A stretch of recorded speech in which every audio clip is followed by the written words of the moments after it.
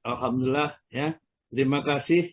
Waktunya sudah sangat mepet ya. Mudah-mudahan sedikit saja kita buka, kemudian langsung kita baca Al-Qur'annya supaya materinya ini memang kalau kita lihat sarahnya dari sarah hadis itu cukup banyak ya, cukup banyak sehingga butuh waktu yang agak panjang. Mudah-mudahan sabar ya. Biasanya nanti kalau sudah jam 6 seberi 20 jam setengah 7 sudah mulai satu persatu menghingkang yang mengangkat ini pergi kerja dan lain sebagainya. Baiklah, langsung aja kita buka dengan bacaan Bismillahirrahmanirrahim dari kajian ini. Kemudian kita lanjutkan dengan membaca Al-Quran yang akan dibaca Ibu siapa Pak Asbar? Bu Elis Ustaz. Bu Elis Junior. Bu Elis, monggo Bu Elis, silakan Bu Elis untuk membacanya Al-Quran. Nanti kita lanjutkan dengan penjelasan. Monggo Bu. Yes. Assalamualaikum warahmatullahi wabarakatuh.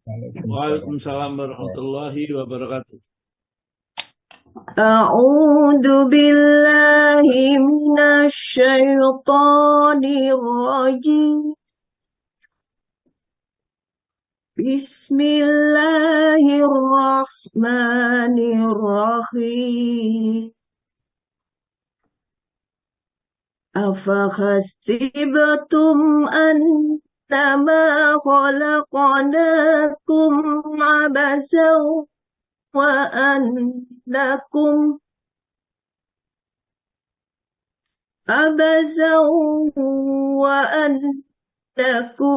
ilaina la turja'un. Fata'ala Allahul malikul haqq. La ilaha illahu Rabbul arsyil karim. Wa man yad'u ma'allahi ilahan akhar la burhana lahu bihi fa innama hisabuhu inda rabbih innahu la yuflihul kafirun. Wa qur rabbighfir warham wa anta khairur rahimin. Alhamdulillah. Aku berlindung kepada Allah dari godaan syaitan yang terkutuk dengan menyebut nama Allah yang Maha Pengasih lagi Maha Penyayang. Maka apakah kamu mengira bahwa kami menciptakan kamu main-main tanpa ada maksud dan bahwa kamu tidak akan dikembalikan kepada kami? Maka Maha Tinggi Allah, Raja yang sebenarnya. Tidak ada Tuhan yang berhak disembah selain Dia. Tuhan yang memiliki arsy yang mulia. Dan barang siapa menyembah Tuhan yang lain selain Allah, padahal tidak ada suatu bukti pun baginya tentang itu, maka perhitungannya hanya pada Tuhannya. Sungguh orang-orang kafir itu tidak akan beruntung. Dan katakanlah Muhammad, ya Tuhanku, berilah ampunan dan berilah rahmat. Engkaulah pemberi rahmat yang terbaik. Maha benar Allah dengan segala firman-Nya. Shadaqallahul adzim. Alhamdulillah. Luar biasa sekali ya, bacanya sudah sangat bagus, hati-hati sekali membacanya ya, tapi rotok ndredeg saja. Nggak usah ndredeg. Ora usah ndredeg sebenarnya ya. Udah belajar kita, dia yang ngajari guru-guru kita yang ada di sini. Semuanya ini yang namanya guru-guru kita. Baiklah, ya. Ini maka dari itu siapapun monggo silakan ikut gabung dengan Nasifah, bisa belajar membaca Al-Quran, dan nanti insya Allah dibetulkan oleh guru-guru kita yang sudah sangat berpengalaman. Dia memang guru-guru yang sudah mulai sejak awal, ya, mereka sudah belajar Al-Quran cara membacanya dan benar. Maka tidak akan keliru, tidak akan salah kalau kita nanti belajar di sini. Baiklah, ya, kita lanjut. Mari kita coba merenungkan, mentadaburi, ya, dari ayat Al-Quran ini. Jangan sampai kita ditegur oleh Allah Ta'ala di dalam surat Muhammad, surat nomor 24, surat nomor 47 ayat 24 ini, ya. Yaitu afala yatadabbaruna al-Quran am ala aqulubin aqfaluha. Apakah kamu tidak mau mentadabbur Al-Quran, ataukah hatimu yang sudah tertutup rapat? Jadi orang yang tidak mau bertadabbur dengan Al-Quran, merenung-renungkan, mengingat, memahami, itu dikatakan hatinya sudah tertutup. Nah, kita mulai dari ayat 115. Ini konon orang-orang yang ahli ruqyah, ayat 115 dari sampai 118 itu, kalau ada orang kesurupan, ya itu dibacakan. Tapi yang bacakan mesti hafal. Jangan membacakan sambil melihat mushaf gitu, ya tidak ngefek, atau efeknya sedikit sekali dibaca dengan hafal dan dihayati. Maka orang-orang yang kesurupan, jin yang masuk ke dalam sana insya Allah akan keluar, ya. Jadi ini termasuk kelompok ayat-ayat ruqyah. Jadi masih banyak ayat-ayat ruqyah ini, kelompoknya 115 sampai 118. Afa hasibtum, apakah kalian mengira, ya, annama khalaqnakum abasa, bahwa aku menciptakan kalian itu main-main saja, ya. Kami ciptakan kamu dalam keadaan main-mainnya saja, ya. Wa annakum, dan sesungguhnya kalian ilaina kepada kami laturja'un, ya, tidak dikembalikan. Maksudnya, wahai manusia, pikirkanlah, ya. Aku menciptakan kalian itu tidak main-main. Kamu saya ciptakan supaya kamu beramal, berbuat baik, ya. Kemudian setelah itu akan dikembalikan kepada Allah untuk mempertanggungjawabkan seluruh perbuatan-perbuatan yang kamu kerjakan ini. Dan kamu akan mendapatkan balasan yang sesuai dengan apa yang kamu kerjakan. Dan kamu beritahukan bahwa kamu ini memang diciptakan bahkan dulu dari air yang sangat hina, ya. Kemudian diciptakan jadi manusia, laki-laki dan perempuan. Coba kita lihat sedikit di dalam surat nomor 75. Surat nomor 75, ya, ayatnya 36 terus dan seterusnya. Kita baca. Ayah sabul insan, ayat roka sudah, alam nakum nutfatan mimani yumna, ya, dan seterusnya. Monggo Pak Tomo dibaca terjemahannya. Ayat berapa, Ustaz? 36 surat 75. 36, ya, Ustaz. Apakah manusia mengira bahwa ia akan dibiarkan begitu saja, maksudnya tanpa pertanggungjawaban? Bukankah dia dahulu setetes air mani yang ditumpahkan ke dalam rahim, terus kemudian nanti ia menjadi segumpal darah, lalu Allah menciptakannya dan menyempurnakannya, lalu Allah menjadikan daripadanya sepasang laki-laki dan perempuan. Bukankah Allah yang berbuat demikian berkuasa pula menghidupkan orang yang mati? Nah, di ujung ayatnya, setelah Allah menerangkan kepada kita, jangan dikira kami menciptakan itu main-main saja, ya. Kamu asalnya dari setetes air mani yang tidak ada harganya. Oleh Allah diciptakan, ya, dengan penciptaan yang sempurna. Ciptaannya ada laki-laki, ada perempuan, ya. Perhatikan, Allah nanti akan membangkitkan kalian, ya, setelah kalian dimatikan oleh Allah dan diminta pertanggungjawaban. Kalau kamu tidak percaya, tidak beriman kepada Allah, Allah mengatakan, alaisa dzalika biqadirin ala ayyuhiyal mauta. bukanlah yang berkuasa menciptakan dari air mani menjadi manusia, kemudian dia dimatikan, bukankah dia juga mampu membangkitkan kembali? Maka perhatikan, kita harus hati-hati hidup di dunia ini, jangan sampai kita terlena, gitu maksudnya itu. Dari afa hasibatum annama khalaqnakum abasa wa annakum ilaina la turja'un. Jadi maha suci Allah, maha tinggi Allah. Kalau dia menciptakan itu main-main saja, tidak ada tindak kelanjutannya. Fata'alallahul malikul haq. Maha tinggi Allah, ya, raja yang sebenarnya. Dia raja dengan menjadi raja ciptaannya, manusia ciptaannya. Kemudian dia juga yang mengelolanya, ya, yang menjadi raja, pemelihara, dan Allah sendiri. Ya.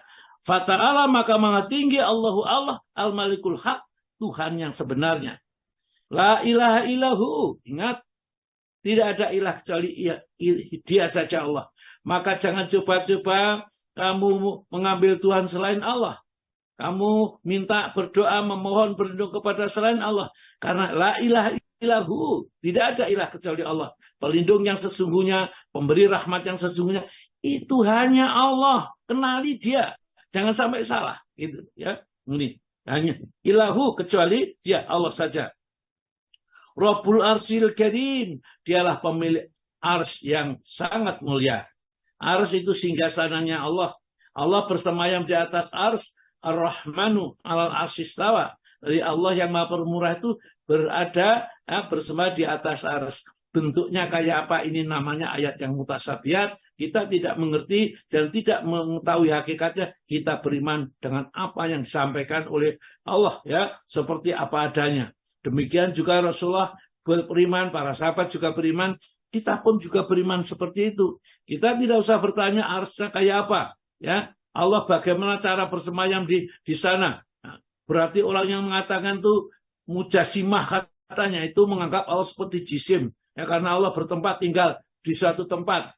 Dia mengatakan Allah itu tidak mempunyai tempat, tempatnya di mana-mana. Nah, ini menjadi bermasalah. Ya, kita terima aja apa kabar yang datang dari Allah dan Rasulnya. Ya. Kemudian setelah Allah menjelaskan bahwa tidak ada ilah kecuali dia. Tidak ada tempat memohon kecuali dia. Tidak ada beribadah kecuali dia ilahu. Dialah pemilik ars yang sangat mulia. Maka Allah mengancam. Wa mayyad'u ma'allahi ilahan akhar. Barang siapa yang menyeru, yang berdoa, yang beribadah kepada selain Allah, yang atau Tuhan yang lain selain Allah, ya, la burhana lahu, tidak ada hujah baginya, tidak ada keterangan baginya. Tidak ada wahyu dari Allah menerangkan yang dijelaskan oleh Rasul, tidak ada, ya. Fa innama hisabu inda rabbih, maka awas, besok dihisab langsung oleh Allah sendiri. Ini berarti menunjukkan bahwa ancaman itu tidak main-main kepada orang yang musyrik, ya. Orang musyrik nanti Allah sendiri yang menghitung, tidak diserahkan malaikat, ya. Allah sendiri yang hisab inda rabbih. Innahu la yukhliful kafirun. Sesungguhnya tidak akan beruntung orang-orang yang kafirin, yang syirik, yang menyembah selain Allah, yang tidak percaya kepada Allah, ya, yang menggantungkannya kepada juga selain Allah, ya. Maka itu wahai Rasul, waqul, katakanlah, Rabbikfir, ya ampunilah, ya, warham, ya, dan berilah rahmat, wa anta khairul rahimin, dan sesungguhnya engkaulah, ya, yang maha khairul rahimin, yang sebaik-baik yang memberi rahmat hanya Allah Ta'ala. Jadi ayat ini ujungnya adalah penutup doa itu, ya. Wa qurbi fir warham wa anta khairul rahimin. Jadi doa, ya, kita bisa baca. Meskipun saya sebutkan tadi bahwa ayat ini terpacu salah satu ayat dari Ruqyah, namun bagaimanapun juga Al-Quran, ya, tetap saja kita jadikan bacaan sebagai petunjuk. Ya, memang Al-Quran itu mempunyai rahasia yang banyak. Ya. Ada satu ayat orang membacanya supaya diberi rezeki, bisa mendapatkan ini dan itu. Padahal tidak ada keterangan. Tapi karena dia keyakinan Al-Qurannya itu dibacanya akan menjadikan Allah memberikan, maka anak ingdhoni abdibi, aku terserah sangka hambaku. Inilah Jadi misalnya ini. Surat Luqman, surat nomor 31 ayat yang ke-16. Ya, itu sebenarnya di situ itu kalau di dalam tafsir-tafsir atau di dalam penjelasan kitab-kitab ini, ayat itu ditujukan kepada berita besok di hari kiamat. Orang-orang yang akan diadili Allah itu mempunyai amal. Amal itu tersimpan di langit sehingga tidak ada yang tahu, atau di dalam batu, atau di bumi, maka akan didatangkan oleh Allah untuk dipertontonkan dan dihisab, dihitung dan ditimbang. Ya bunayya, innaha intakum miskal habatin min khardalin, fatakum fi syakhratin aw fis samawati aw fil ardi ya'ti bi Allah, innallaha latifun khabir. Monggo Pak Tomo dibaca.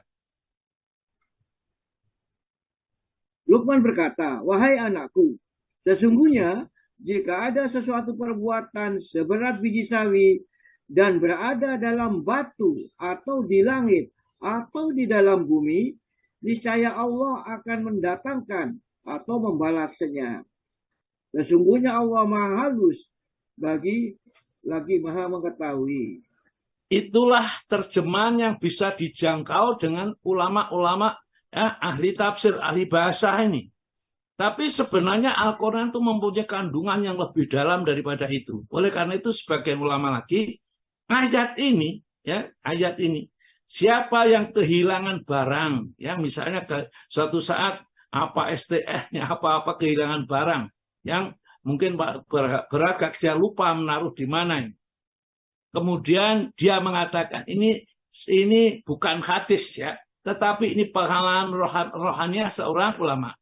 Barang siapa kehilangan sesuatu, kemudian dibacakan surat Luqman ayat 16 tersebut 100 kali, kemudian membaca Asmaul Husna ya Hafid 119 kali, maka barang yang hilang akan didatangkan oleh Allah. Dan ini hak, katanya yang nulis, saya membaca di buku Hikmah Luqmanul Hakim. Jadi nanti kalau ingin bukunya silakan tak tunjuk. Hikmah Luqmanul Hakim, seorang ulama siapa, Ar-Razi atau siapa itu yang menjadikan ini hak. Nah, ini pernah saya coba, dompet saya itu hilang.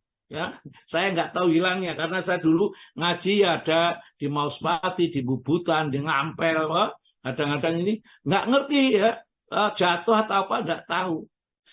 Saya nggak percaya yang begitu-begitu sih, nggak pernah saya ngelakuin itu, karena Al-Quran ya petunjuk bagi saya. Tapi ada di situ saya baca, ini hak, maka kalau ingin buktikan, saya pakai di dalam Al-Quran, wasta'inu bisobri washolah, mohonlah pertolongan Allah dengan sabar, tetap sabar, mengharap ridha Allah dan mengerjakan sholat.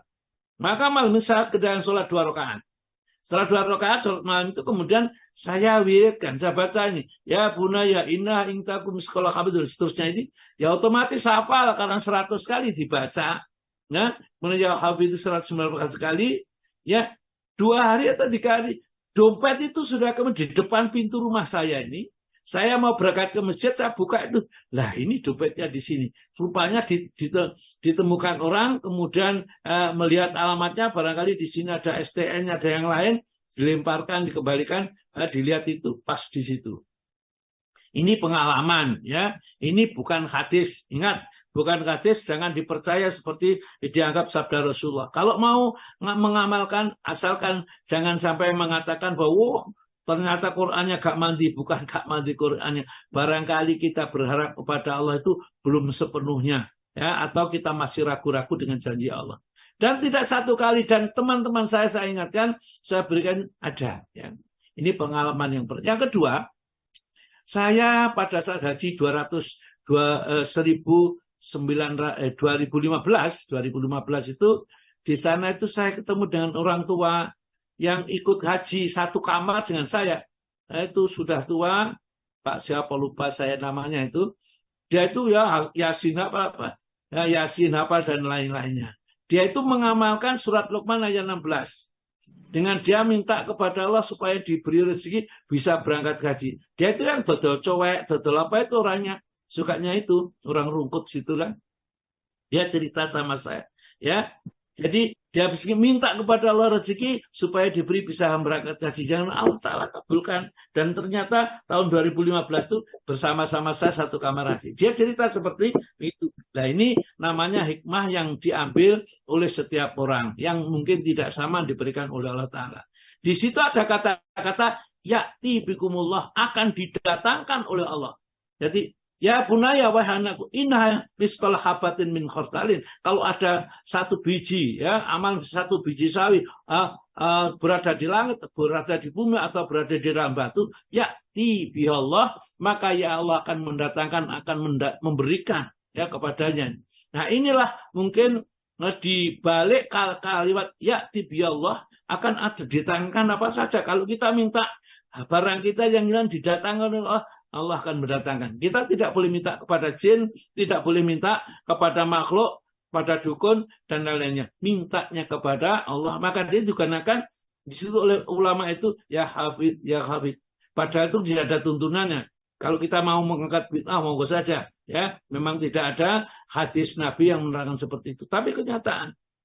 Ya, ini pengalaman, ya, bukan saya sekali lagi saya katakan itu bukan hadis. Karena jangan sampai ini saya sampaikan ini pengalaman rohaniah para ulama.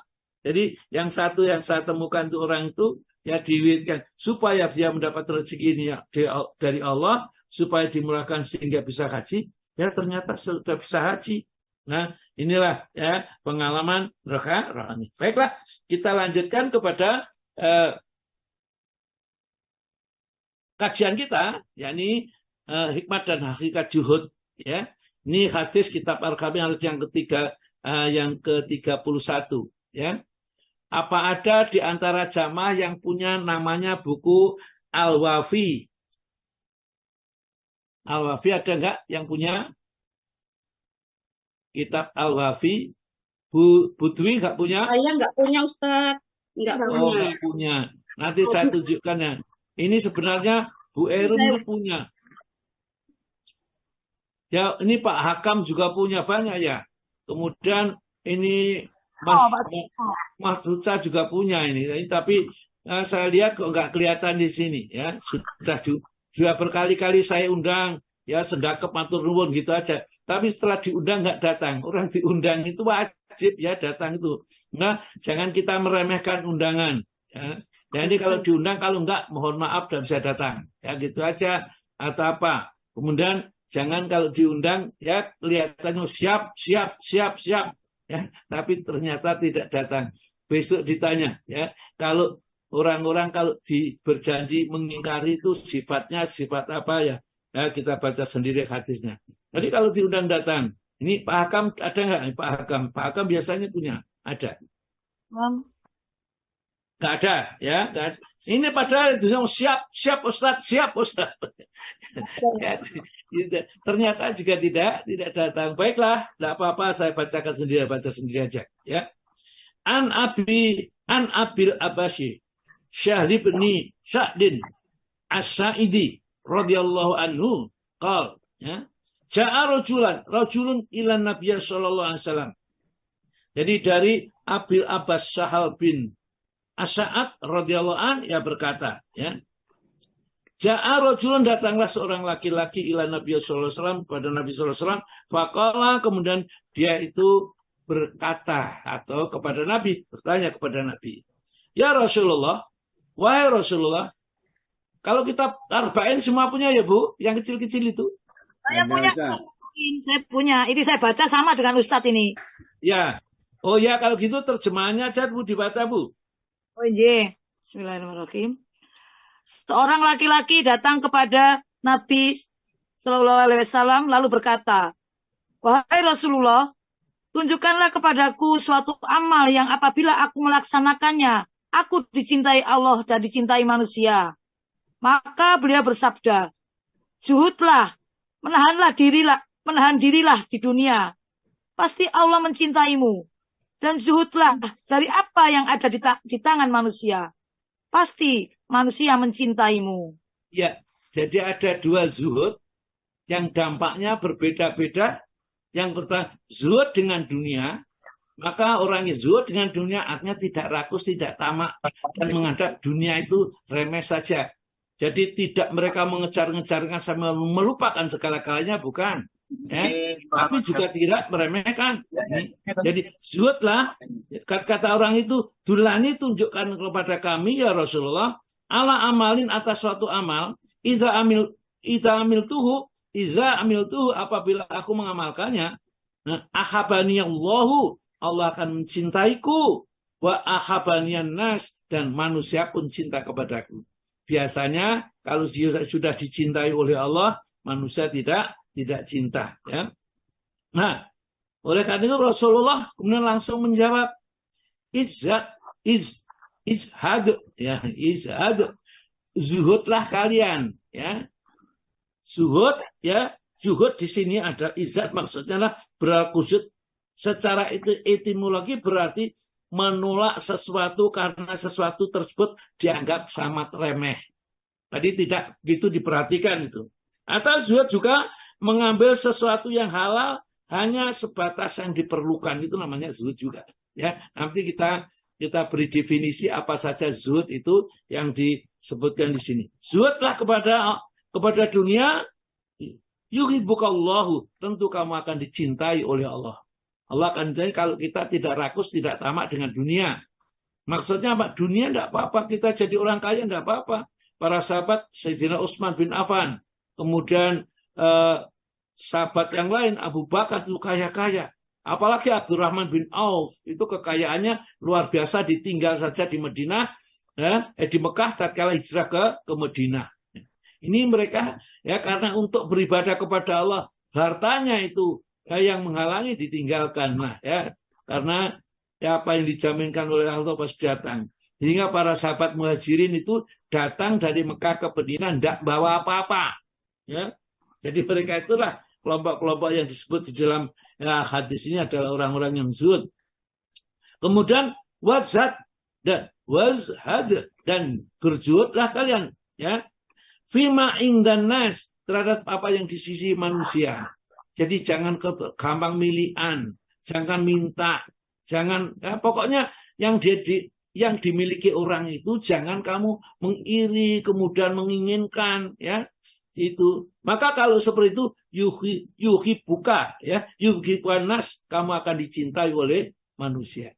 Jadi kalau zuhud terhadap dunia dicintai oleh Allah, kalau zuhud terhadap apa yang dimiliki oleh orang lain. Jadi kalau temannya misalnya bisa membeli ini, bisa sukses mempunyai ini, jangan sampai iri, jangan sampai kita kemudian mengharapkan supaya segera ya dibinasakan oleh Allah. Tetangganya beli mobil mungkin tabrakan, ya tidak boleh seperti itu. Zuhudlah, ya. Nah, kita bersyukur tetap tidak apa-apa, kita ingin dapat boleh saja, tapi tidak menjadi perhatiannya yang besar. Nah, ya di sini saya bacakan beberapa penjelasan. Hadis ini berisikan dua pesan Nabi yang sangat penting.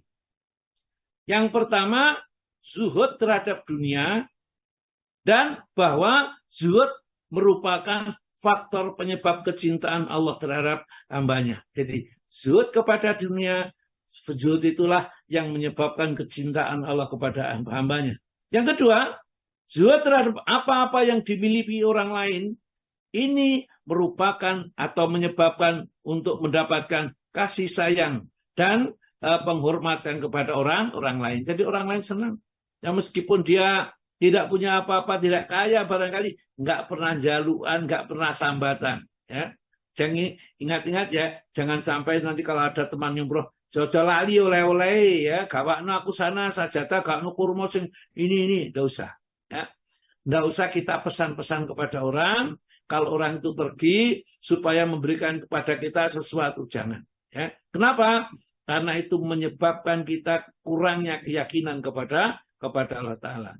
Guyon naik, cobalah biasakan. Orang mukmin itu orang yang serius, bukan guyonan yang tidak pantas seperti itu. Nah, saya masukkan di sini tentang fikih hadis atau kandungan hadis. Banyak sekali definisi tentang zuhud. Namun kalau dikumpulkan bahwa zuhud itu pada dasarnya disimpulkan ada 3 hal. Orang baru dikatakan zuhud ada 3 jenis yang seperti ini. Yang pertama adalah orang yang lebih meyakini keberadaan apa yang di sisi Allah daripada apa yang di tangannya, itu berarti zuhud. Jadi siapa yang meyakini bahwa yang berada di sisi Allah lebih bermanfaat, lebih kita perlukan daripada apa yang di tangan kita. Karena yang di tangan kita atau yang di dalam simpanan kita, karena tiba-tiba habis atau tiba-tiba kena bencana dan lain-lainnya. Tetapi di sisi Allah tetap kekal. Ya.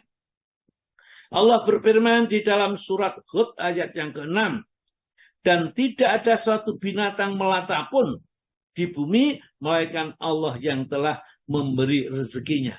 Jadi lebih, kalau kita membaca ayat seperti itu, binatang saja yang tidak mengerti cara mendapatkan rezeki yang dijaminkan, Allah menjamin rezekinya.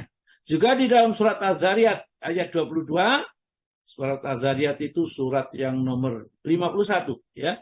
Itu 22.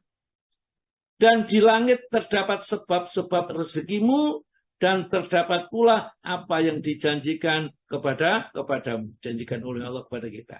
Kita yakin. Jadi apa yang dijanjikan oleh Allah pasti sampai. Ini jenis pertama.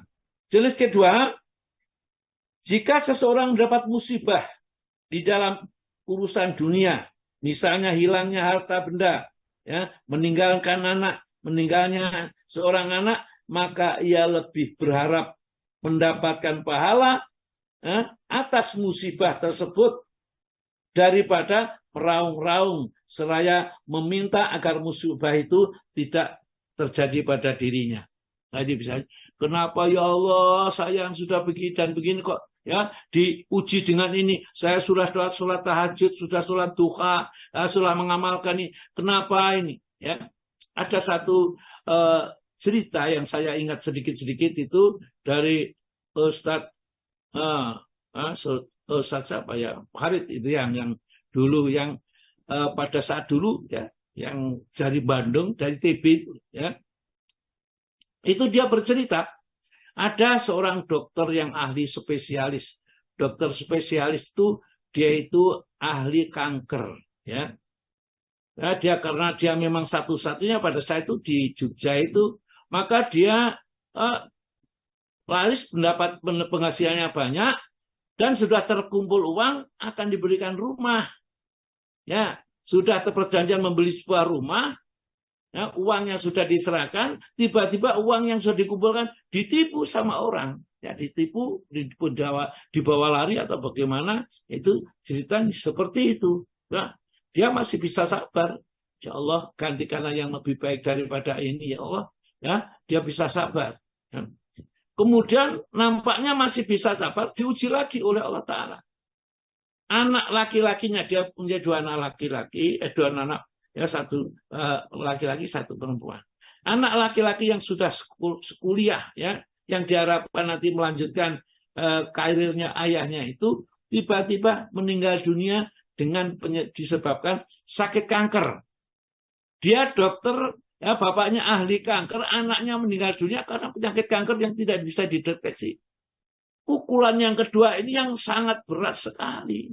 Gimana? Ya, sudah hartanya hilang, yang dikumpulkan selama ini, rumahnya juga tetap tidak jadi rumah besar yang seperti didambakan.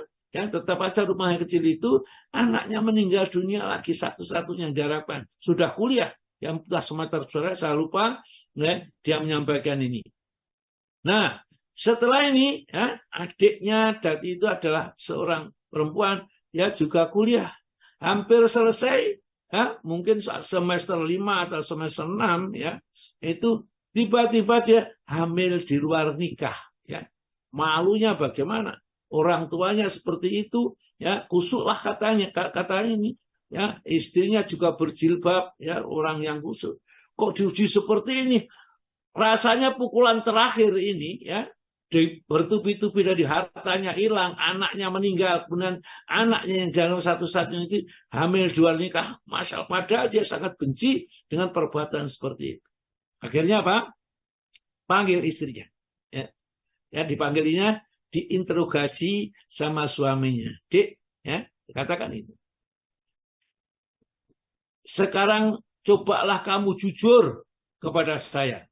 Ya. Apa saja perbuatan yang kamu lakukan selama ini. Ya. Ya, kenapa kita diuji oleh Allah dengan ujian yang tidak terpikulkan ini? Ini pasti karena perbuatan atau perbuatanku. Karena aku merasa tidak melakukan sesuatu yang dilarang oleh Allah. Ya. Tentunya usaha kesirikan dan lain-lainnya. Kok ujiannya seperti ini? Berat sekali rasanya. Ya, istrinya mengatakan sumpah-sumpah menangis bahwa dia tidak melakukan sesuatu yang dilarang oleh Allah Ta'ala. Akhirnya dia merenung. Ya. Keputusan terakhir apa? Kalau begitu percuma saja. Kita beribadah kepada Allah, menyembah kepada Allah. Justru Allah memberikan kepada kita sesuatu yang sangat ya tidak menyenangkan. Percuma saja menyembah kepada Allah. Dipanggil lagi istrinya. Dek, ya, sekarang lepaskan jilbab. Tidak usah jilbaban. Bakar Al-Quran yang kita miliki. Al-Qurannya dibakar, nah, jilbabnya dilepas. Mereka tidak lagi jadi orang muslim. Tidak lagi sholat, tidak lagi apa. Ya. Nah, mulailah keguncangan di dalam dirinya. Ya. Guncangan dalam dirinya, tatkala dia sudah tidak jadi orang Islam. Mestinya sebenarnya solusinya di saat itu mendekatkan diri kepada Allah, mintalah petunjuk kepada Allah. Ya. Seperti Nabi Ayub alaihissalam, tatkala dia kaya raya, diuji hartanya terbakar habis, ya, nah semuanya habis. Sampai setelah itu istri-istrinya meninggalkan dan akhirnya dia diberi penyakit oleh Allah, penyakit yang sangat menjijikkan sampai diusir dari tempatnya kampung itu oleh warganya karena dia menjadi penyakit yang tetap sabar. Bahkan istrinya yang dia mengatakan diuji seperti itu, istrinya mengatakan, wahai gampangane bahasa ke kita, Pak, penolak haji, menolak Nabi. Nabi itu doanya dijawab oleh Allah Ta'ala. Yang berdoa kepada Allah, ya, supaya kita dihilangkan dari bencana seperti itu. Wah, dia marah sekali. Demi Allah, nanti kalau saya disembuhkan oleh Allah, kamu akan saya cambuk 100 kali. Sampai seperti itu. Ya. Pada saran saja supaya doa kepada Allah. Dia mengatakan berapa tahun, ya, saya itu mendapat nikmat dan diberikan oleh Allah kebaikan. 60 tahun. Ya. Berapa? Ya. Berapa tahun dicoba Allah seperti itu? Hampir 10 tahun, sudah 6 tahun lebih. Ya. Mestinya kita minta 6 tahun atau 10 tahun masih kita dicoba. Nikmatnya sudah 60 tahun. Saya malu kepada Tuhanku. Ya. Minta sesuatu. Ya. Kemudian suatu saat tatkala istrinya sedang keluar, dia hanya berdoa kepada Allah. Ini masanya dzuru wa anta arhamur rahimin, ya Allah. Saya ditimpa oleh penyakit ini dan Engkau adalah Maha Pengasih dan Maha Penyayang, ya Allah. Dia mengatakan seperti itu, langsung Allah berfirman, wahai Ayub, ya, injak atau ngedruk itu ya bahasa Indonesianya apa ya? Ya, pukulkan kakimu di tanah itu, ya, di kaki di bawah ini, kemudian akan memancar air, maka mandilah dengan air itu. Betul, di firman Allah itu dilaksanakan begitu ditakan kepada tanahnya keluar air yang jernih, dia mandi, ya. Luka-luka yang sudah ya membusuk seperti semuanya dengan izin Allah maka bersih kembali menjadi tampan seperti sedia kala, tatkala belum sakit, bahkan lebih baik dari itu. Maka tatkala ya istrinya kembali dari meninggalkan tadi belanja, karena istrinya satu-satunya itu yang sangat setia ini, sampai rambutnya itu dijual, ya, untuk memberi makanan untuk Nabi Ayub ini. Nah, maka dari itu tatkala dia kembali melihat kok nggak ada orang tua yang sakit-sakitan, nggak ada di sini. Tanya kepada itu Nabi Ayub, yang ditanya, ya Pak atau Mas barangkali ya umurnya kali sebaya ini, ya samaan nggak lihat orang tua yang di sini tadi, ya orang yang di sini, orang tua yang sakit-sakitan ini, ya perginya kemana nggak tahu. Maka dia cerita, akulah Ayub, ya suamimu. Maka betapa gembiranya, ya keduanya itu bahwa dikembalikan oleh Allah kesehatannya kembali, kemudian untuk menebus sumpahnya mencambuk 100 kali harus dilaksanakan. Maka Allah memfirmankan, ambilkanlah alang-alang. Jadi pohon alang-alang satu bentel tuh, satu genggam, ya, diikat, kemudian pukulkan satu kali untuk menembus keluar dari nadarnya itu. Kan lebih dari 100, ya, kalau alang-alang yang diambil, ya, kemudian diikat, kemudian dipukulkan pada istrinya. Itulah sabar seperti itu. Kembali kepada dokter tadi. Ya, karena dokter tadi tidak sabar, masuk Kristen, ya dia hatinya goncang, tidak tenang, tambah agak karuan, masuk jadi orang Hindu, kemudian ikut atau yoga, ya, semacam yoga supaya tenang. Tidak tenang sama sekali. Maka baru ketemulah saudaranya, ya, yang pada satu kuliah bareng, ya, lu kaget, lo kamu kok sampai di sini? Dia cerita, ya, pengalaman ini dan itu. Akhirnya, ya, dinasihati, kembalilah kepada Allah. Karena tidak ada yang bisa memberi ketentraman, ketenangan kecuali Allah, ya. Maka akhirnya apa? Akhirnya dia kembali kepada Allah lagi, ya, tobat atas perbuatannya, ya, yang dilakukan selama ini. Istrinya disuruh pakai jilbab kembali, ya, dia baca Al-Quran kembali. Maka ketenangan dikembalikan lagi oleh Allah Subhanahu wa Ta'ala. Itulah kalau kita sudah berdoa kepada Allah, maka betul-betul, ya, kita harus sandarannya kepada Allah. Dan Allah itu kita hidup di dunia diuji. Mestinya Allah tahu kalau hambanya kuat. Kok ini bisa tidak kuat? Ini karena nafsunya. Mereka masih mementingkan dunia daripada akhirat. Akhirat. Bal tu'siruna al-hayata dunya wal akhiratu khairu wa abqa. Sayang mereka masih mengutamakan dunia, padahal akhirat itu lebih baik dan lebih kekal. Nah, saya lanjutkan di sini.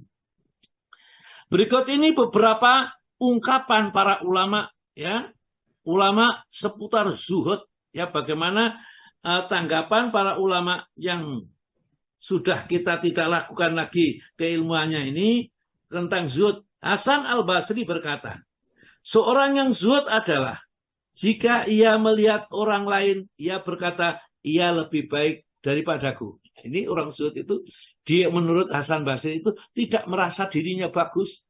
Kalau melihat orang lain itu lebih baik daripada aku. Ya, ini Hasan Basri. Kemudian Wahab bin Warad berkata, zuhud adalah hendaknya kamu tidak sedih ketika kehilangan dunia dan tidak bangga ketika mendapatkannya. Ya, ini barangkali dia mengambil intisari makna dari surat Al-Hadid, surat nomor 57, ayat 22 dan 23. Monggo Pak Tomo dibaca. Setiap bencana yang menimpa di bumi dan yang menimpa dirimu sendiri, semuanya telah tertulis di dalam kitab Lauhul Mahfuz sebelum kami mewujudkannya. Ya. Sungguh yang demikian itu mudah bagi Allah, agar kamu tidak bersedih hati terhadap apa yang luput dari kamu, dan jangan pula terlalu gembira terhadap apa yang diberikannya kepadamu. Dan Allah tidak menyukai setiap orang yang sombong dan membanggakan diri. Cukup, ya, cukup Pak. Ya. Jadi maka dari itu mengatakan di sini, zuhud adalah hendaknya kamu tidak sedih ketika kehilangan dunia dan tidak bangga ketika mendapatkannya. Ya, ini kan susah, ya. Kita sudah artinya sudah sunatullah. Kalau kehilangan itu mesti sedih, ya. Kalau mendapat itu mesti senang, ya. Kita dapat hadiah mobil tiba-tiba kok senang luar biasa. Tapi kalau mobil kita tiba-tiba hilang, sepeda motor saja hilang, waduh, ya, komeng sekali, ya. Orang yang zuhud itu, ya, ini kata Wahab bin Al-Waraq ini, kalau mereka sudah tidak ada perubahan, tak kala dia kehilangan atau dia mendapatkan sesuatu, biasa-biasa saja, ya. Nanti di sini ada ceritanya seorang sahabat itu namanya Al-Haris, ya. Al-Harisah, ya, Zaid bin Harisah ini, ya. Harisah namanya, berkata kepada Rasulullah, ya Rasulullah, pagi ini saya menjadi seorang mukmin yang sempurna. Ya, dia mengatakan itu. Ya Rasulullah, ini kok dia berani-beraninya nih sahabat ini, ya, padahal dia itu mungkin anak angkatnya Rasulullah ini, Haritsah ini. Meskipun dia pernah jadi panglima perang. Jadi ya Rasulullah, ya hari ini pagi ini saya benar-benar menjadi seorang yang mukmin, ya mukmin yang sebenarnya. Ya. Maka Rasulullah pun bersabda, ya, seorang mukmin yang benar itu, ya memiliki hakikat kepadanya. Sekarang apa hakikatmu? Ya, hakikat yang ada pada dirimu bahwa kau mengaku bahwa kau sebenarnya sudah menjadi seorang yang beriman. Maka Haritsah berkata, ya, dia pun menjawab, ya Rasulullah, ya, saya hari ini sudah merasakan jauh dari diriku dari dunia. Dunia itu sudah tidak ada apa-apanya rasanya itu, ya.